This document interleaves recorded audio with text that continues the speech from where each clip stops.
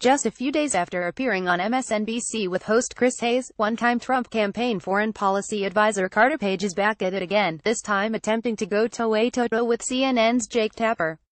One of the many strange moments in his Friday afternoon interview was when Page appeared to misspeak and say he is looking into election interference in 2020.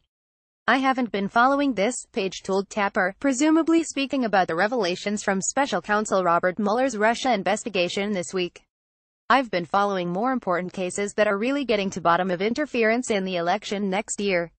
He then claimed he looked into his email archives from 2016 to see if had been on any email chains with fellow advisor George Papadopoulos, an ex-campaign aide that burst onto the scene this week with revelations that had pleaded guilty to lying to investigators and had been actively trying to set up a meeting between then-candidate Donald Trump and Russians connected to President Vladimir Putin.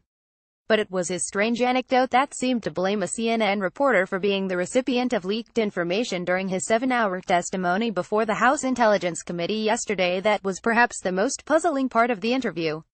In his story, Page discussed overhearing two congressional aides, one Democrat and one Republican, arguing during a break about how CNN reporter Manu Ryu got a hold of information from his testimony. "They're leaking this kind of basic discussion in a conversation, and I'm handing them over thousands and thousands of emails after I was already hacked by the government," Page said in an apparent attempt to justify his decision to plead the Fifth Amendment when the hick asked him for more documents related to their Russia investigation. The hack he was referencing was the wide-ranging foreign intelligence surveillance court warrant obtained by the FBI to monitor Page's digital movements. Watch Page's second bizarre interview of the week below, via CNN. Part 1 Part 2